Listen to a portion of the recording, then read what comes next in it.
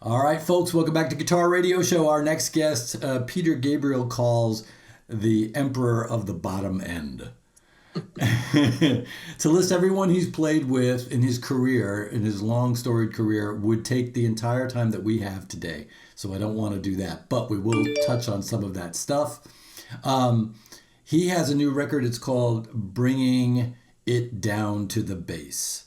And I just told him off mic that I listened to the record already about 15 times. I've had it for a week and a half, and I've just literally immersed myself in it. I got inside a tub with it and just let it roll all over me, and it's been really great.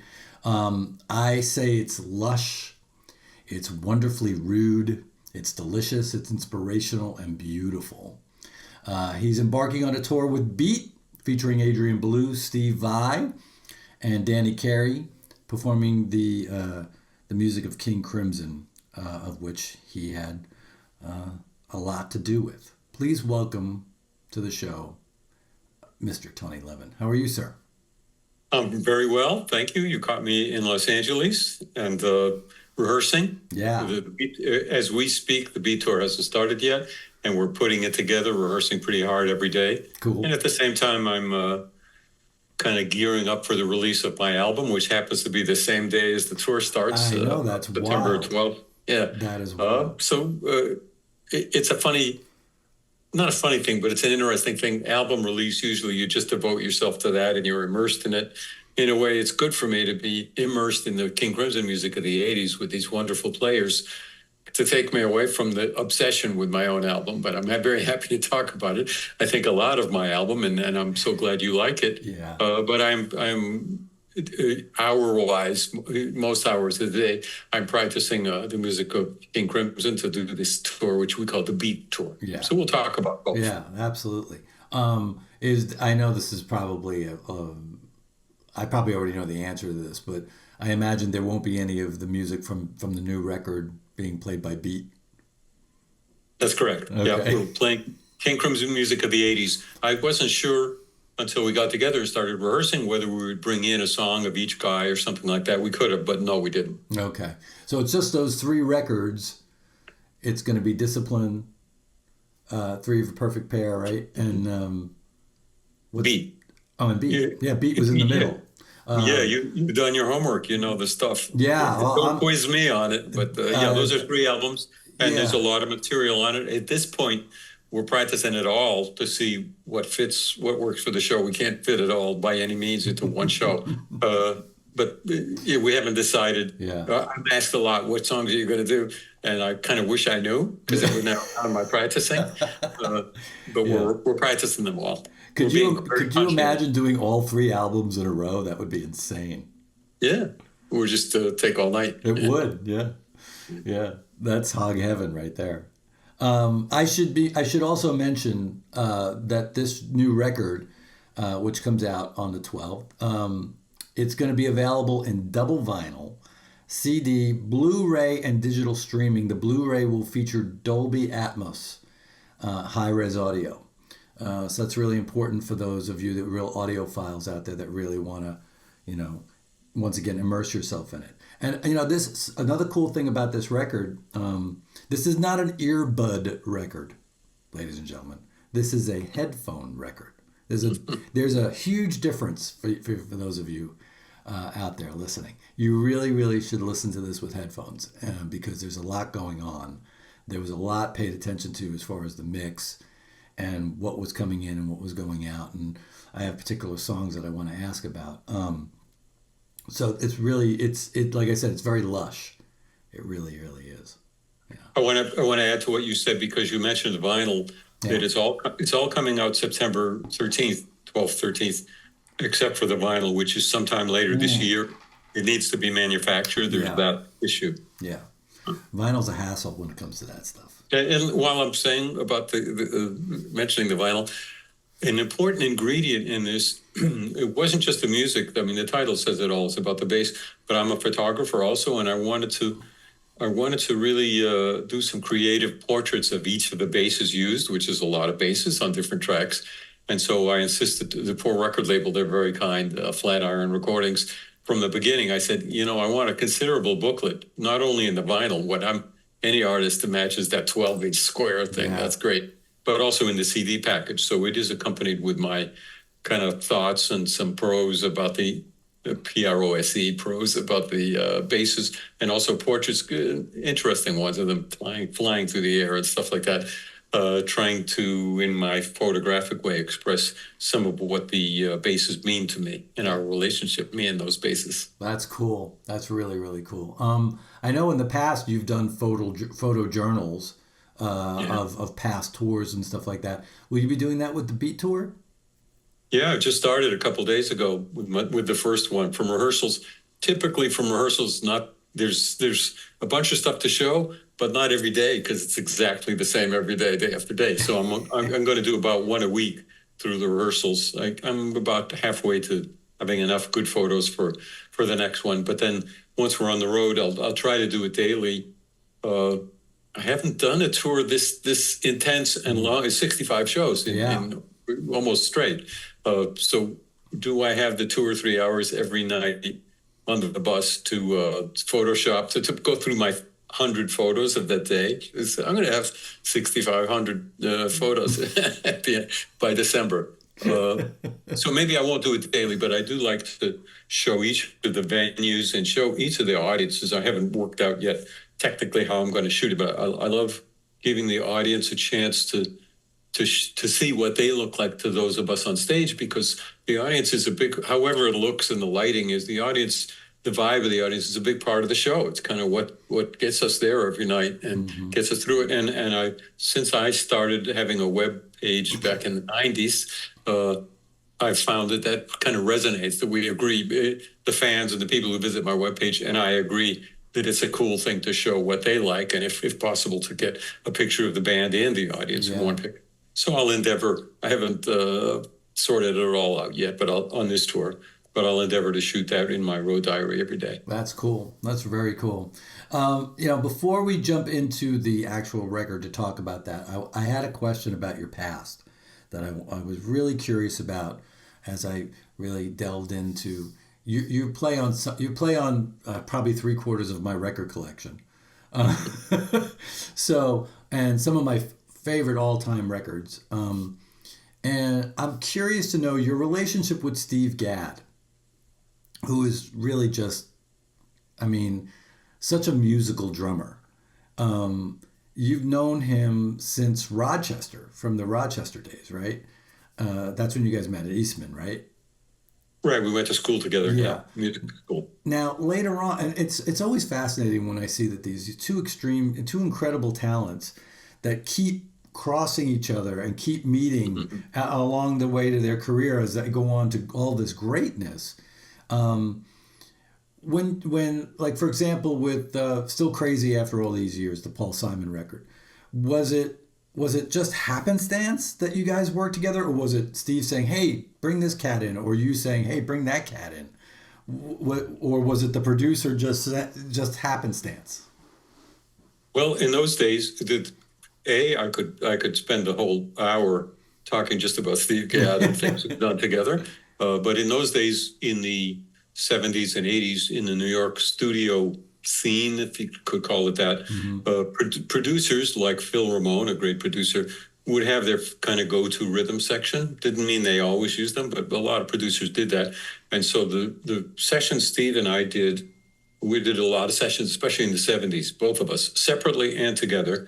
And sometimes for producers who liked the two of us. So Phil Ramone, who produced Paul Simon's records at that time, liked us and brought us in. And I don't remember the first song or the first day that we both met Paul Simon, but we were together through the years to do quite a few tracks with him and to tour with him live.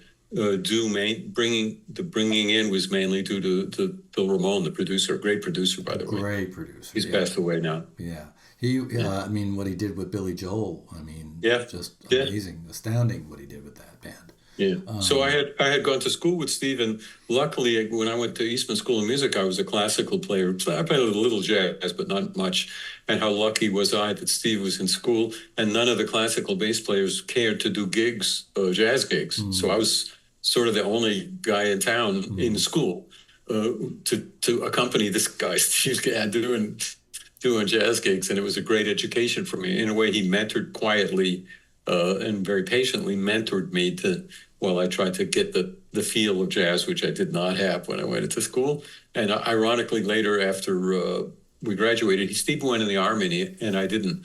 And I got involved in a rock scene and started playing rock, which has a different feel of where to place the beat. And then Steve came and joined me in New York and lived with me for a while. So we had a great history at school, and then New York, and then New York City players, and then road players in different variations. And we still play together now and then, not all the time, because he's on tour, I think, almost now with James Taylor, and I'm on tour with Beat. Mm-hmm. And yes, did I bring him in for a track on my album? You better believe it. Absolutely. Yeah, it's so cool. Definitely, once again, two people that take up 3/4 of my record collection. Absolutely. Well, when you're talking about being a classical player at Eastman, when you moved away from the upright, not moved away, but when you transitioned into playing the P bass, was that really difficult? Because I'm now transitioning from fretted bass to fretless bass, and this is an incredible transition, and it's not a lined fretted bass, so I'm really on a learning curve here. Yeah, I would have trouble with an unmarked. I have one unmarked. My original Steinberger bass. It's quite a bass, and it's not marked. Those are hard. Get some lines in it, or at least dots. I got dots. Yeah, that's a harder. Your path is harder. If you learn on upright or on fretless, it's not easy. But once you've learned that, yeah, somebody hands you a thing with frets on it. It's like having buttons. Yeah. Okay, I'm going to tune from now on. My adjustment, interestingly, since you brought up the subject, I played upright bass, and then I had an electric upright called Ampeg baby bass. Yeah. Not a great instrument, and then I switched to the Fender. The hard time I had with the Fender bass was that the note just sounded like the bass. I couldn't get it to have a feel like myself, the way you can easily on an upright. And upright, that instrument has its own sound, different than any other one. But also everything about your touch and where you play the strings, you develop your sound, and that's kind of part of whether it's jazz or classical. That's kind of what you do. Yeah. And I had this Fender bass that was always in tune, whoopee, and it's what everybody wanted, especially when I went to New York and did sessions. But it didn't. I couldn't make it me without doing extreme stuff. So in those years, late 60s for me, mid 60s and late 60s and early 70s, I really overplayed the strings to get a little distortion, and I did funny. I got into the habit of trying to overwhelm the instrument when it was appropriate musically with some techniques, just to sound, to have some variation in sound. Although the straight ahead sound of a Fender Precision bass is great, it's not what I always wanted. Yeah. So I would share that little side thing of switching from an acoustic instrument to a Fender bass. Yeah, definitely.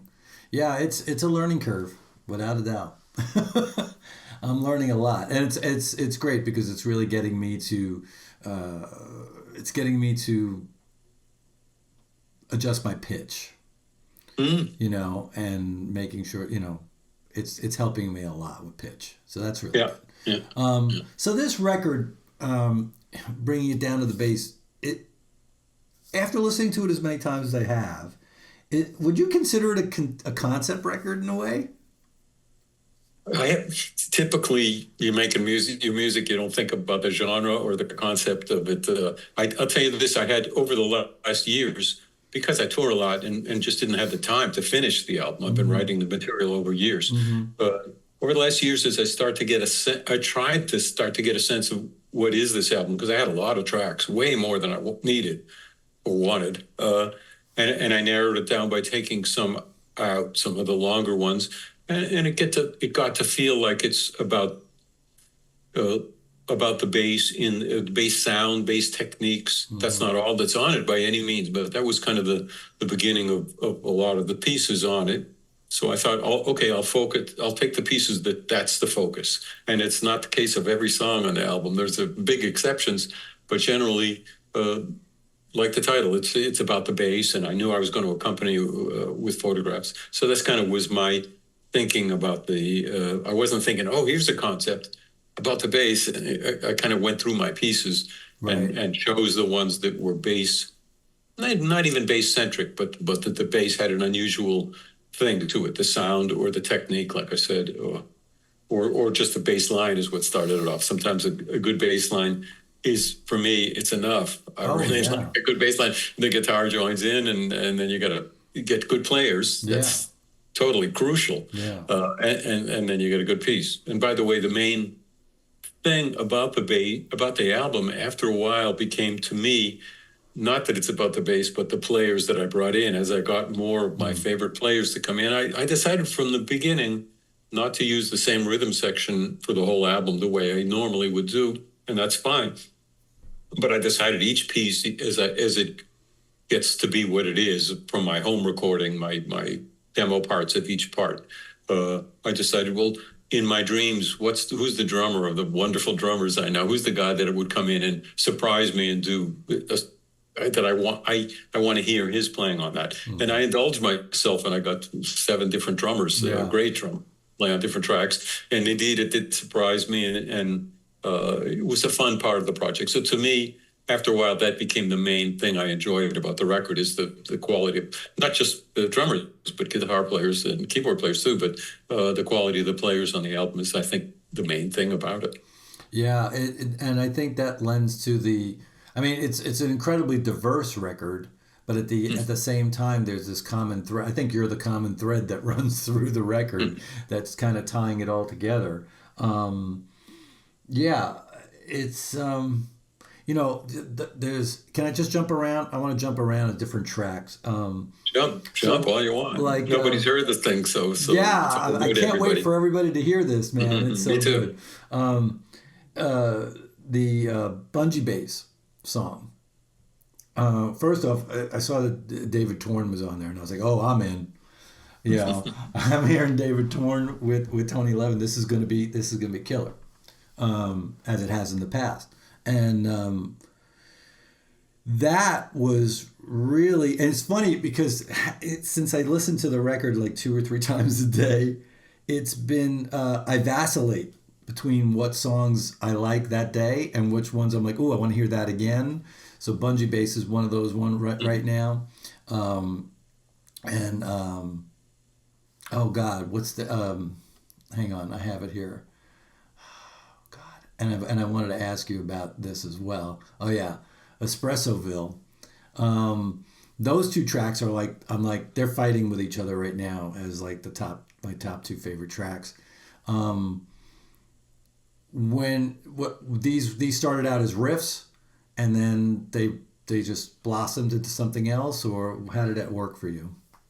They're very different. Let me first talk about Bungee Bass, named because I'm playing the NS Electric upright, Right. and it's starting off with a riff that kind of sounds like a like a bouncing thing. And let me add that I misspelled bungee. I spelled it Bungie, and only about a week ago did I realize that's not how it's spelled. But oh well, that's too late now. David Torn and I have been in bands together and done projects together, good friends, and we live near each other. And I know he's going to take it really out. So that's part of the writing, is knowing he's coming. So I had the space riff. I wanted to bring in my buddy Pat Maslowato, a great drummer who I tour with probably the most of any drummer in Stickmen, our band, and in King Crimson. He's one of the 3 drummers. He's been one of the 3 drummers in King Crimson, and he plays acoustic and electronic. And I don't know if I had to ask him. I knew he would veer towards the electronic on this because of the way it felt, and so I just fashioned this piece on the bass with a lot of room for David to go out. I played some melody, I think, on the cello, on the NS Electric cello. And then in a B section, I had fun writing it. I had fun writing all of this stuff. In the B section, I thought I'm just going to play quarter notes with like a string quartet, but I'll play the parts one at a time on the cello. But that got boring, and I thought, this was as I'm writing it and experimenting, I thought, well, yeah, string players do get bored if they're just asked to play chords, quarter notes. So I'll imagine that I'm a string quartet that really hates the part and gets bugged. And as the section goes on, they stop one by one separately. They stop playing the quarter notes and just screw around. Right. And I did that on each bridge just for fun. I don't know. And of course, for David, yeah, that's where he belongs, where chaos rules. Oh yeah, that's absolutely right. So in the end, to me, it had a sense of its own sense of a piece, and I do like it. And that's called Bungee Bass. The piece called Espressoville. I get confused about titles because I keep changing the titles all the time. The last title was Espressoville. Before that, I called it Cup of Joe a long time. Then in guys' tracks, I'll play on Cup of Joe, and then it's anyway. I wanted to start it out with my espresso machine, the way every day starts out at home for me, right. And I recorded that, and I looped it, and it comes and goes through the piece. But at the beginning, it's just of the espresso machine, and at the end, with finally the drip of the coffee going into the cup. And Steve Gadd and I not only have a long history, but coffee goes throughout all. He's the one who first got me drinking coffee when we were kids. Jeez. Anyway, I knew I'd have Steve on it, and I wanted horns, not like a big band, but some kind of rock big band, and the melodies in the horns. And I just thought Steve is perfect. And I also enlisted an old friend, Joe Caro, who's a fantastic guitar player from back in. I know him from back in my New York session days. I've done a lot of albums with Joe. Got him to rip some wonderful guitar parts. So we had fun, and I had fun bringing in horn players I know and writing them a really difficult, very syncopated, crazy part. And the last thing I would say about that is there's a little bass solo. There's not that many bass solos on the record, but that one I wanted to use what I think of as a fingernail technique, where you play. Maybe there's another name for it. I didn't invent this, but you play with your fingernail, but it's simultaneously with your thumb. You do overtones with your right hand. Right. I guess I've seen guitar players do it with a pick. And then as you change whether you're playing the note, the overtone note stays the same, but the overtone changes. So that's my little indulgence for the bass solo on Espressoville. I've heard guitar players call that artificial harmonics. There you go. Yeah. But yeah, no, that was one of the things that stuck out. It was that was a grab you by the. You mind if I write that down? I'll give you credit. Artificial. I didn't know about that name. Yeah, yeah, that was one of those moments during that solo when that was a grab you by the throat moment. It's like, oh, I love those ear catching moments. It's interesting as you were talking, I was thinking about, your classical training and upbringing and everything else. It seems to lend to your songwriting, in that there's movements within these songs. Particularly Espressoville, Boston Rocks, Give the Cello Some. Those have movements in them. It's interesting. Do you find that is the case? Do you think that's kind of just subconsciously happening, or consciously happening, for that matter? I don't need to think about it. My classical training, of course, has an influence on my musical brain, and even listening to classical music, even if I wasn't trained in it. If you listen to classical music, does it influence you? Of course. If you listen to bebop of the 50s, does it influence you? Of course. Yeah. So yeah, I grew up in classical, and it almost equally in jazz, and it has an influence. I think that if I think about the piece that really came about almost in a classical composition way, it's a big exception on the record. I did a piece called On the Drums, which is a vocal only, a male chorus of only me. And I resolved, this is in the lockdown year when I was out of my mind like everyone else, and I didn't have enough to do. And I thought, what if I took the names of a lot of the drummers I played with, like, hundreds. Yeah. And if I made a composition using their names, right, not with any playing, just vocals, right. And it wasn't easy. There were different sections, and it became, in a way, I certainly had to write it out, because I can't just sit down and sing for just 5, 6, 8 parts. So I wrote it out, and then I tried to combine them like as you had mentioned, in different sections, a fugue leading into a ballad or something like that. And that was fun. And that is almost a classical, although like all of my stuff, it has a bit of tongue-in-cheek and sense of humor to it, almost classical composition of voices, a little bit like there's a Queen quote or two, vocal. Terry Bozzio. Yeah. Bozzio. Exactly, you heard it. Oh yeah. Anyway, as you can tell from me talking about it, I had fun with that, and that did engage the classical writing muscle memory for sure. Yeah, I it's funny, when that song came on, I didn't know what to expect, obviously, the first time I heard it. But immediately I had this huge smile on my face throughout the whole thing. And after, I don't know if you've ever smiled in one, holding that muscle tissue for 4 minutes and 44 seconds. When you stop doing it, it hurts. And also, if it's a headphone, it kind of changes the placement of the headphones when you use it. It does. Oh my God! I was walking around the house going Bruford, Bill Bruford. Of course, for Bill's, I had to bring in a cross rhythm, unusual time signature. Bruford, Bill Bruford. Yeah, you had to do that for Bill, right? It had to happen. Yeah. I love that piece. I think it's absolute brilliant. I had my good buddy Rob Wingler here, another bass player, and we were listening to it together, and we just looked at each other with these big old dopey smiles on our faces, like, this is amazing. And I'm really glad that you mentioned Bunny Carlos as well, because I know you work with Bunny. Yeah. A little playing together. Yeah, and in on an album that's called About the Bass, and it's about the bass. It speaks also in that it's a bit of a tribute and a thank you to the many drummers I've played with, and bass players do get influenced musically by drummers.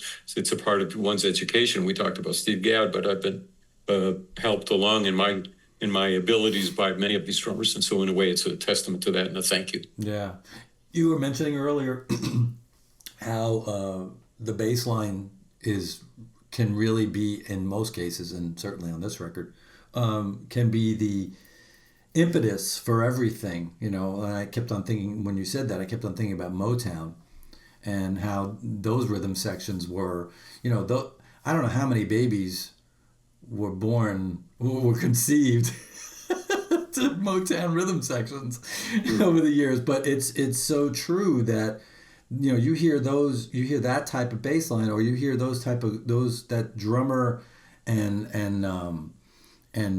bass player. Hang on, I'm getting a thing from Zoom here. All right, there we go. Hang on a second. Zoom speaks. Hang on 1 second. I'm sorry, Tony.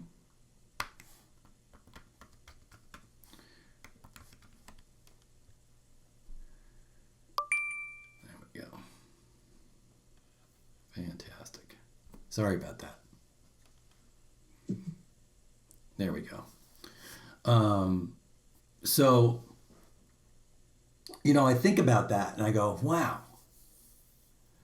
that's definitely happening here. And it happened, and I think of all the music I've listened to in my life, and that's the music that seems to be the most satisfying, is those rhythm sections, is music with really great rhythm sections. Otherwise, it's like, it's sort of like the ice cream sundae. You can have the best nuts and whipped cream and all that stuff, but if the ice cream isn't good, you've got nothing. Good point. Yeah. What is your fascination with the Barbershop Quartet?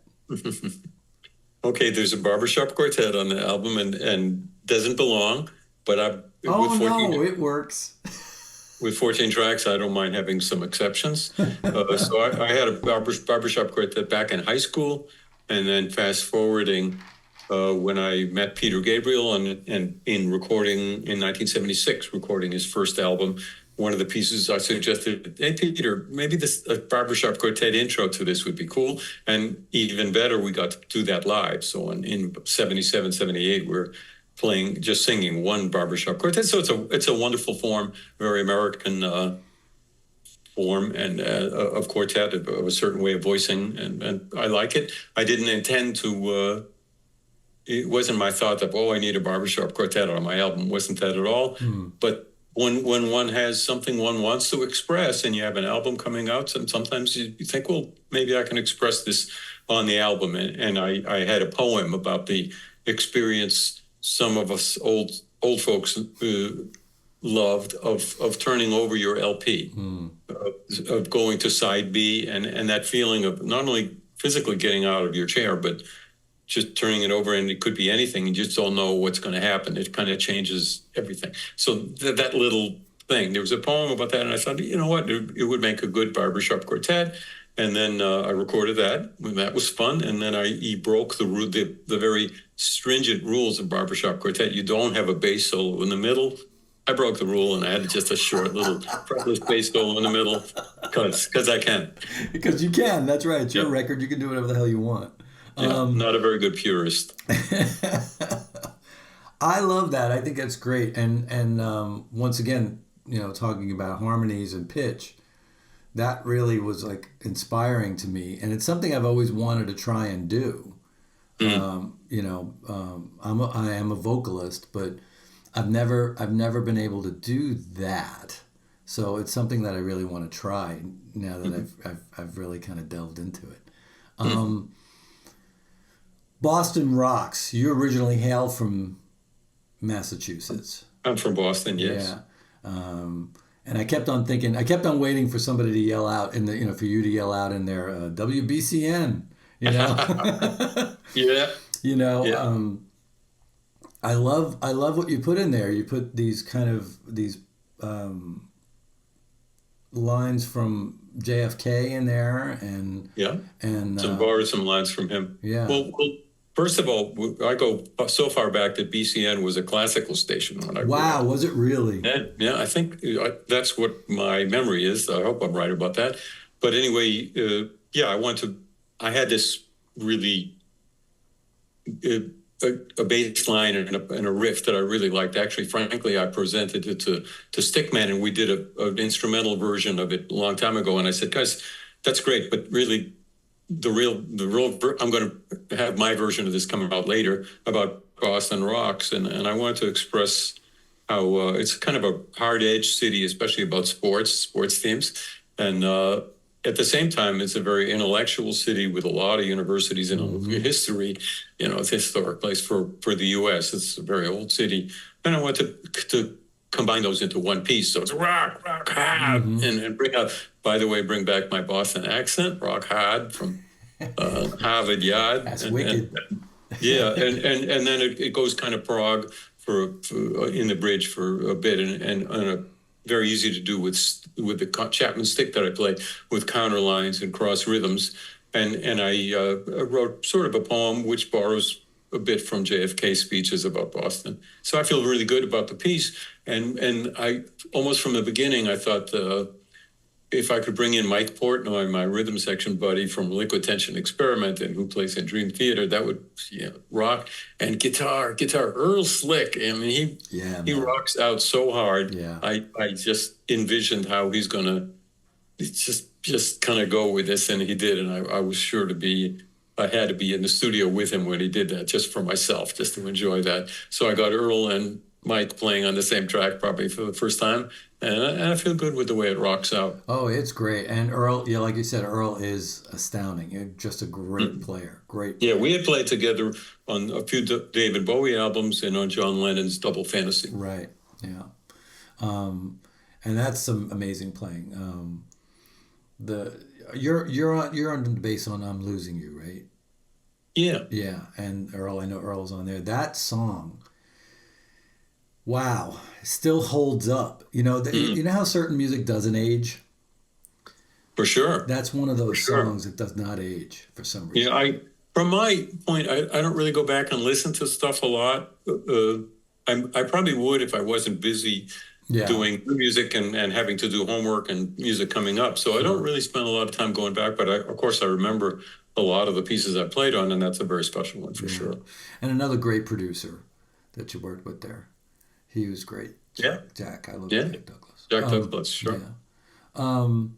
So there's a track, and I know that you back in the Crimson days, Robert had these soundscapes that he would play before the like about a half hour before the band went on, and they were very very ambient, very spacey, sometimes atonal kind of things.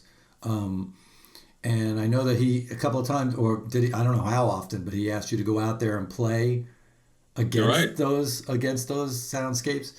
Yeah. You've included one of these on this record. It's called "Floating in Dark Waters." It's so beautiful, and I was curious to know is this one of the old soundscapes, or is this something that Robert gave you new to play across? Back when we were touring with Crimson, we did that live a lot. And at the end of one tour leg, Robert suggested that I take some of his soundscapes and and and play bass to them and maybe make an album out of it or use it on a Crimson album or something. Mm-hmm. And I didn't do that. I don't know why. Maybe I got busy with something else. And also there were 100 soundscapes to listen to and use. And I thought it was a good idea and a great opportunity. Didn't do it. So making this album really I don't know when, in the last year, 6 months ago or something, I emailed Robert. I said, you mind if I finally do that and I'll use it on my album? And I just went through some soundscapes I had of his, picked one quickly that was appropriate. And I had a sort of bass melody in mind, and I really wanted to feature the sound, even though it's just very moody and the bass isn't the main part of it. Mm-hmm. But I wanted to feature the sound of the Steinberger bass. I have this wonderful bass I rarely play that was the first bass that Ned Steinberger made back in the 70s. Oh wow! He found me in New York City I was a somewhat known studio player. He said, would you try this kid, Ned Steinberger, would you try this instrument I made that has carbon fiber? That's not usual. And it has no headstock. It's chopped off and you tune it at the other end. Concepts that we all know about now because Mm-hmm. the bass and then the guitars became so popular, and then Gibson bought the company and on and on.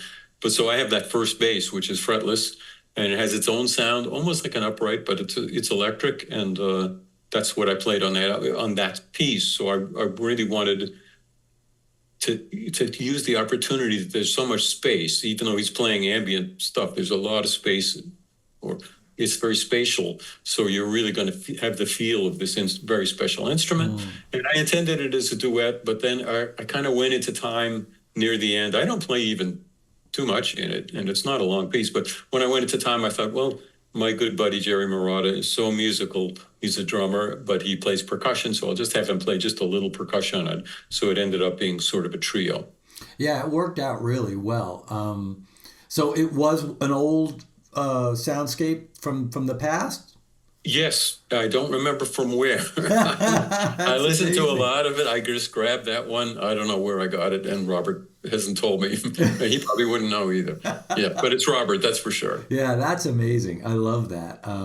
How something from from long ago, kind of archived, can be brought back to life in a whole nother way.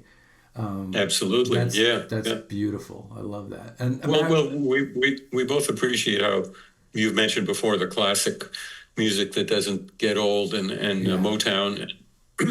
We both appreciate that music that's valid, that really has a worth to it.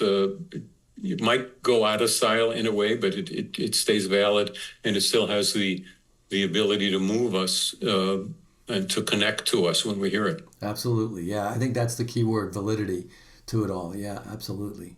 There's a track on the record that is pretty old. You wrote decades ago. And I'm trying to find the title of it now. I'm anxious to hear what it is myself, because I don't carry in my brain when I wrote the piece or re-recorded it or different versions of it. Hang on a second. Oh, there it is. Fire Across the Sky. All right. Yeah. Now you wrote that. You wrote that. Not really. Oh no. No, I didn't write it recently, but I could nail down the. I did not write it in the John Lennon years, even though it's about that. It was after. But This is a poem I wrote long ago. Yeah, I wrote you're right. You're right. I'm wrong. I wrote the poem a long time ago. And it was about, I lived in the Upper West Side of Manhattan at the time. And the cafe I frequented had pictures of John Lennon on the wall. He lived not far from there. Mm-hmm. And a little bit like a shrine. And I wrote just a poem about John without mentioning John. And then many, many years later, a interesting little thing. Sometimes to write, especially lyrically, but to write songs, not what I usually do. The instrumentals I just bap out at home, and that's in my home studio.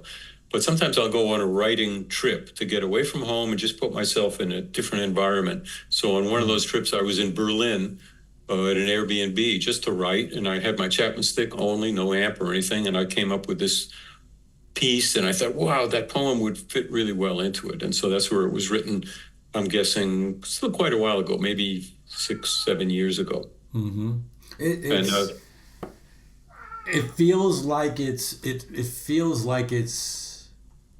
you put me there, sitting next to you in thank you. In there. It certainly has a mood to it. It's a poem recited. I speak it. I don't sing it, thank goodness.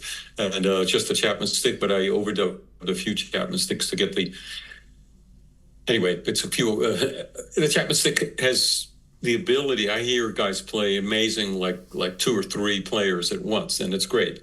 For me, when I'm recording, the crosstalk and the confusion between those parts, even if I technically can play them, distracts me. So what I'll do is I'll play one part alone, and then I'll overdub the other part so it doesn't have any crosstalk, any leak through. So anyway, it's a few stick tracks played together. And to me, the important thing is none of that. The important thing is that it seems to work musically. It befits the poem that I think a lot of. And only recently, in the last month, I re-recorded the vocals in Spanish and in Italian, to not for the record, but just to put up there online, because I think the poem warrants it, and I can speak those languages a bit. And hope I had a friend. Sorry, I had 2 friends check my pronunciation, which wasn't exactly right in the first try. But that's the thing you can do with music that you feel good about, is you can experiment and try and do variations of it. Yeah, and thereby reaching more people in a deeper way too. Yes, yeah. That's beautiful. I love it. So it's funny that this album has what did Jimmy Page called it? Light and shade. It's what he called Zeppelin's music, and I see that with this record in the sense that you've got songs like Road Dogs and Boston Rocks and tracks like that, but then you've got the soundscape track, and then you've got the song that I believe, and I think I've got the correct running order for the record. I believe the last song on the record is called Coda. And I found myself, I was on a walk this morning, and it was very quiet out and about on the path. And I found myself humming the line to Coda.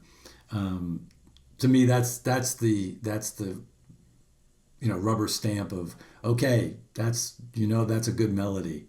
When it gets stuck in your head, those are good old earworms, That's nice. Thanks for sharing that. Yeah, it's such a beautiful track. Tell me about everybody that's on that. I know it's, I can't pronounce her first name. Is it Linnea?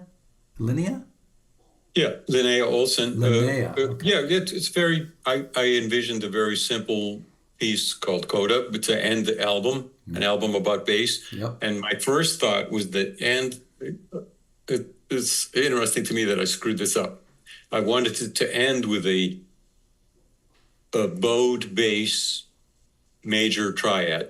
Mm-hmm. And I thought what I had in mind was the end of a Mahler symphony, the end of one movement of Mahler's Fifth, I think, maybe the third movement, an adagio that Mahler wrote just at the end. The orchestra stops and it's just the basses go into a major triad. It's got a thing in my head. And in my head, it was a C major triad. So that's what I did. Later, I found out it's a D flat major triad. Oops, I goofed. Had I done the research I should have done, it would have been a D flat. The whole piece would have been a D flat. But anyway, that was the beginning of it. The last, okay, what can I do to land? And I wrote, I think, a nice melody, or fretless bass melody with a little piano. That's all. And I did a string quartet of cello. Was it quartet or trio? I think it's a trio. I think it's a trio. Thank you, cello trio. And on my NS Electric cello, and it was okay. And as I lived with it, my cello playing was just not up to the piece. There's nothing fast in it, but just this. Once I got going, and the sound is good, but the attack just didn't sound like a really good cellist. And I know really good cellist Linnea Olson, whom I toured with Peter Gabriel. She sang and played cello. And even though she's over in Sweden, I sent her the track, and beautifully she did it, much better than I did. Same notes, and she told me that she was pregnant when she did it, and her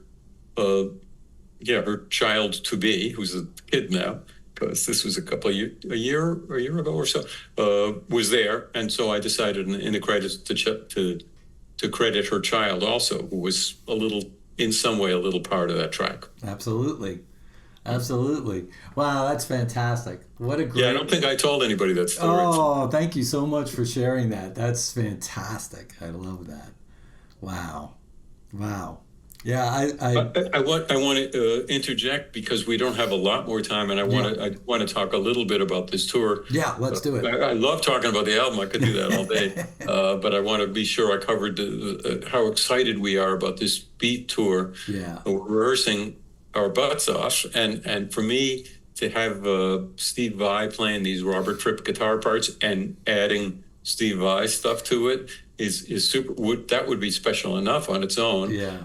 And he carries a heck of a drummer, and really pushing me and kind of staying true to what's special about Bill Bruford's parts, but very much going off on his own. Mm-hmm. And so I'm from my point, I'm both enjoying revisiting my parts of the 80s, the King Crimson records of the 80s, but also joining these guys and taking it somewhere else. And Adrian is in top form. Adrian Belew is singing and playing his guitar parts, and has brought back some of the vintage gear that he used in the 80s. I did that to some extent. The bass is the same bass, but not the rest of the gear, the pedals and stuff. I don't have those pedals anymore. Anyway, we're excited about it, and we're excited. We're kind of getting a lot of feedback from the fans of how excited they are. And they are. That's a great situation. You want to be in that situation. So can't wait for the first show on the 12th in San Jose, and can't wait for the other 64 shows that we'll be doing after that. Actually, 2 loops around the U.S. I'm going to have a lot of bus time to write my road diaries, and to maybe write some bus poems. I have it in my mind. There should be a poetry book about poems from the bus. Yeah. But anyway, an exciting tour. And thanks for letting me talk about it on our absolutely. Station. I am so fascinated and interested to see what Steve is going to do within the constraints of Robert Fripp. It's because when I first heard, I was like, really, Steve? That's fascinating. I guess he could definitely pull it off, because it's specific. Well, let me tell you that he has worked very hard on it. Months he's been practicing, and he is a very valid and worth hearing interpretation of all of those parts. A lot of them he's copying what Robert did. It amazes me that he can do that, but a lot of it is Steve Vai, and that's what you want. Yeah, that's going to be exciting. That's really going to be exciting. Yeah. I can't thank you enough for spending time with me today. You really made my Labor Day. You really did. You're very kind. I appreciate your listening to the early pre-release of my album and knowing so much what it's about. And wonderful having a conversation with you. So thank you very much for having me. Thank you. Folks, go get this record. Honestly, don't just stream it. Buy it, please. Stop with the streaming. You know what? Buy it and then stream the hell out of it. How's that? Tony, thank you very much. I appreciate you very, very much. You have a great rest of the day, and I hope you have a wonderful day rehearsing. Thanks.